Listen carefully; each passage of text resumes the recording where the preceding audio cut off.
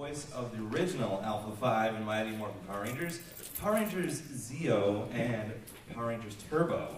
Cool. Rasputin, I guess I said that right, in Psychonauts.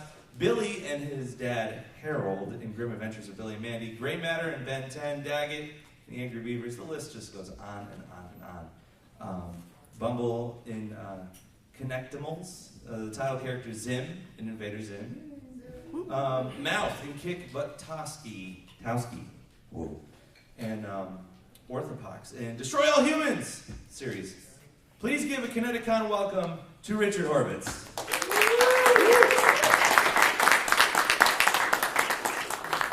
Come on up. Coming on up. I am up. Also joining Richard is another American voice actor. Legend! Who is also a writer, graphic novelist, and artist. He's best known for the voice of Gurr in the Nickelodeon animated series Invader Zim. Please give another warm welcome to Rikki Simmons. Yay! Rikki Simons. Oh my God! You say Simmons? Yes. You're gonna throw a cough drop in? I'm gonna throw a cough drop at you. Open your mouth! Simons. Yeah. Simon says. Simon says. Yes. On him! How are you guys doing? Okay. We're awake. Very nice. Fantastic. Oh, my coffee. Holy moly. Oh. It's just a microphone. McGroin! Throw a cough drop at him. Oh. Are we good? No, it's good. It's fine. Get a straw, quickly. Hey, Joel, you got napkins? Save Can your you get ukulele. napkins?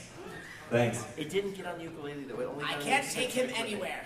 No, literally, I can't. Fantastic. Who wants to start with the first question? Right there with your hand up. Yep. Joe Sorrell, GameXS.net. This question is specifically for Rikki. What? It's a quick question. I just wanted to ask about Psychonauts. In particular, how did you get that role? Yes. Richard. Oh, Richard. Yes, Richard, yes. He's Richard, My and apologies. I'm Rikki. It's all right. Richard. Tim Schafer was a fan of Invader Zim. And when I went into audition for it, he said, "You're Invader Zim." I said, "Yeah, because I love that show." And we talked about the character, and it was, complete departure from Zim, which I'd been doing for the past, 2 years prior, from everything going, to, gee, suddenly I'm like, my name's Rasputin, but everyone calls me Raz. It was like really just calm, which I was really interested in doing.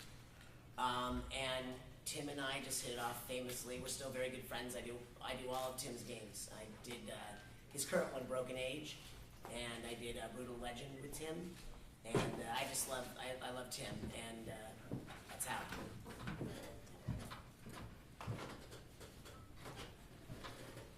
Yes.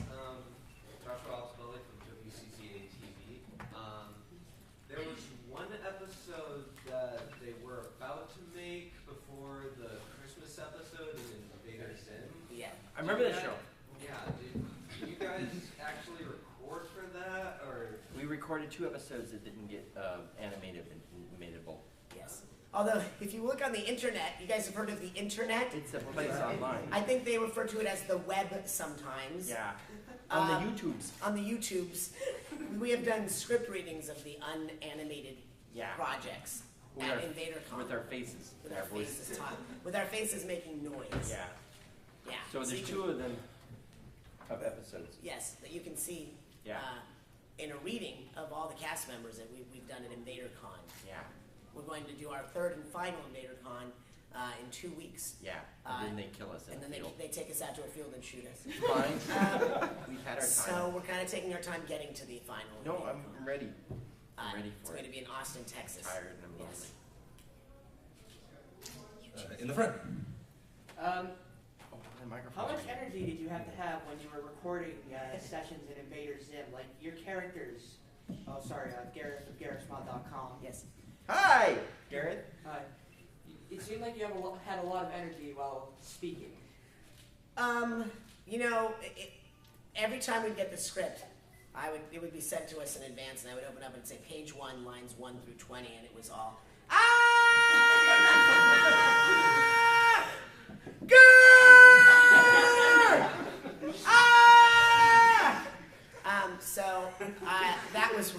that took a lot of energy. I drank a lot of water, and I drank a lot of coffee, and I was put in a separate booth because my character's so loud and We could isolate him. We could could just cut him off. isolate He'd be in there me. screaming for Yes. no reason. It was Yeah. funny. Oh, there were reasons. I just can't talk of them. We just turned it off and Right. couldn't hear him anymore. Exactly. Because my lines would bleed over into their lines, so they just would isolate me. And so, yes, it did take a lot of energy, because at the same time I was doing that show, I was doing Grim Adventures of Billy and Mandy. So I would go in the morning to do Invader Zim at Nickelodeon. In the afternoon, I'd be at Billy and Mandy doing Billy. And so I would go from, to yee! And it just was like ripping my voice apart.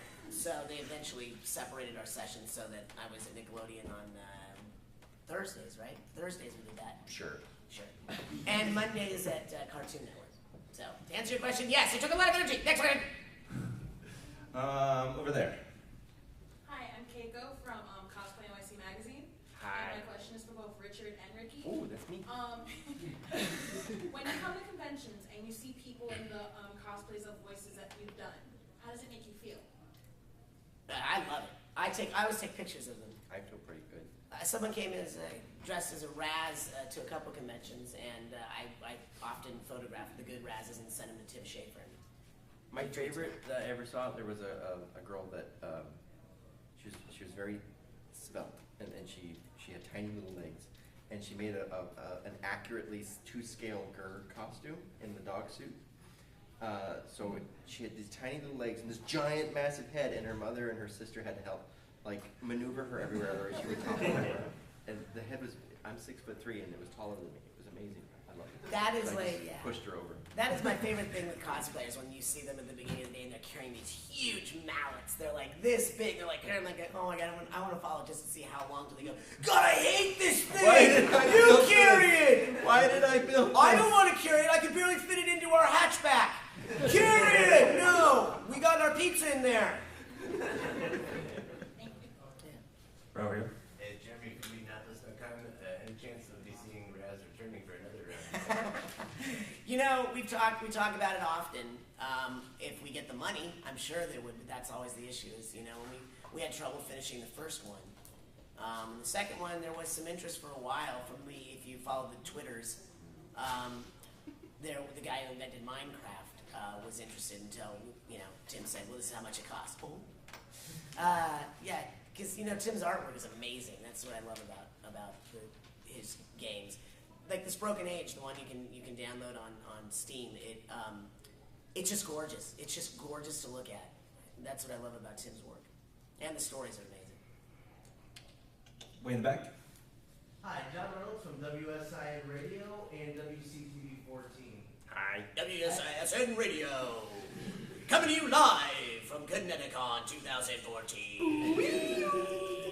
Richard, which studio did you like working for more, Nickelodeon or Cartoon Network? This is one that's designed to end my career. You know, I love both of them. I think it's hard to choose from. They both have been very good to me over the years. I think I've done more characters for Nickelodeon, but that may not be true, because I think, you know, I've done an equal amount for both of them. I love them very much, and whoever is running them now, I would love another show. Thank you. Over here. Lacey from Geeking Out. Your fans are very passionate, as I saw yesterday. Do you guys have any favorite fan interactions, good or bad? Yeah, I have a favorite one that didn't happen to me. It happened to Rikki. Oh, I got bitten on the arm at a convention in 2007, signing an autograph for like 13. I think she's 13, 14. No, old enough to not bite anymore. I assume. I don't have Old kids. enough to know better. I don't have kids. I was signing. She bit me on the wrist and then hung on. And I thought, well, that's strange. So I continued to sign because I figured she'd just fall off sooner or later, you know, like a leech or something. She didn't. I thought of like lighting it, but no. She penetrated her way into his bloodstream. Start punching her like a shark. Yes. Yeah. Hitting So her nose. I finished signing and I said, that hurts, and she lets go and all this spit flies out. She's like, no! Yeah. So that was You had to have Florida. rabies shots. That's Florida. So I just figured, You never know. Florida. This is the way they greet people here. We have a lot of fans that often do full tattooed sleeves of our characters for Invader Zim, which is, we see that a lot, which is neat. Very strange. Oh my gosh. Terrifying. This was terrifying. And at the last convention we were at, this guy comes up to us, has all the Zim tattoos, goes, oh, we have to see my best one. And he pulls his lip down, and inside it said Zim. And he tattooed the inside of his mouth. And I took his lip and I put it back up. Then we put a coin in his mouth and went,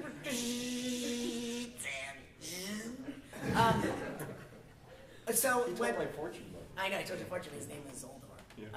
But when people come tattooed like that, they often leave space for us to autograph our names on their arm because they want to tattoo them. And Rikki has the best line as to why we don't do I that. asked them not to get serial killed because then they'll think we signed our work. I have a quick question, if I may. You may not. Next. You are taking advantage of these fine people. Okay, go ahead. What is your question? So, I'm trying to become a voice actor myself. Next question. It's not like I'm showing you my demo or anything.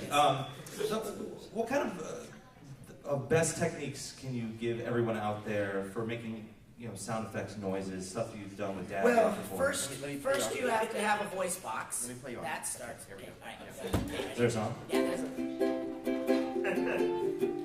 How to do voiceover? YouTube. Today we're going to talk to you about how to get into the YouTube, into the voiceover market. Step 1, know how to talk. Step 2, take acting lessons. Oh. Yeah. Step 3, take improv lessons. As we always say in voiceover, it never starts with the voice. People will come up to us all the time and say, oh, we have 100 different voices. Well, It starts with great. the uterus. It starts with your uterus. And we'll say, that's great, you have 100 different voices, but can you act? As my friend Bob Bergen said, everyone can do Porky Pig, but can you do Porky Pig doing Shakespeare? Porky Pig, in Love, Porky Pig, Happy. So that's where you start. After that, if you're not in the LA market, then you want to look into like workshops that sometimes are done by Skype, or weekend workshops from people who are actually in the voiceover business that often take their workshops to your state, or they'll offer a Skype weekend or something to that effect. But the main thing is do not rush to demo. Everyone wants to just rush to demo, thinking, oh, I have to have a demo, but they're not ready for a demo. Does that answer your question?